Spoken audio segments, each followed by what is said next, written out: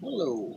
So what we're doing now is mixing the thinset, which is what holds the ceramic tile to the Hardie board in this case. And this is a thinset mortar by VersaBond. This is from Home Depot. The bucket's from Home Depot, but you can use Lowe's or whoever. And there's calculations, there's instructions on how to do it, and it tells you coverage if you have different size. But anyway, if you have different size grooves, it'll tell you how a bag will go. In this case, we got a really small bathroom, not super small, but small. And so now what I do is I put water in first, and not a leaf. And I'm outside where I don't make too much of a mess. I won't want to do it inside the customer's house and mess up their house and track it all up. But what we're going to do is pour, instead of just putting this in and then trying to pour water over top of it, put the water in first, because we have a lot less trouble cleaning it out, because a lot of times the bottom, even though you pour water in the top, the bottom ends up getting a lot less water, and it ends up having powder at the bottom and hard to mix because it gets real liquid at the top. So our goal is to pour this in, and me guessing, mixing, let it drink a little bit, mixing. What I'm trying to get is some kind of consistency between peanut butter and soup. Soup is too much. Peanut butter is a little on the thick side. You want it to kind of slide off. Peanut butter would stick to a knife or something. So here we go.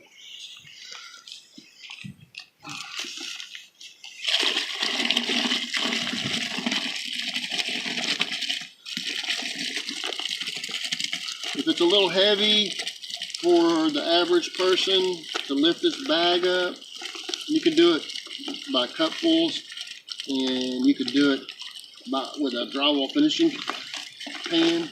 I was worried they might have put too much water in here. Let's see.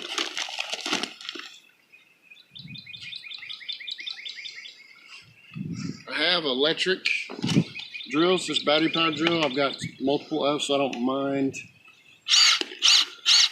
I put it on one, so it's not fast, it's strong. A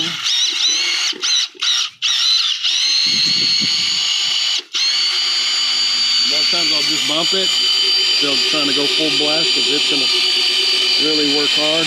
We got to get all those lumps out of there. It's going to mix pretty good, looks like. You need to make sure you get all the bottom. Mix this as well.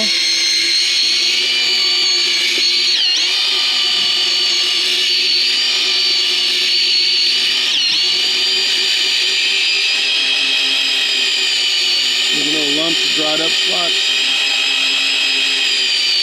And then if you're before grill's going, oh my God, so it's starting to smell like burning plastic.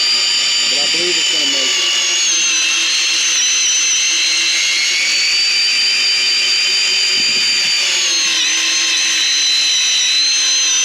I'd recommend a heavier grill.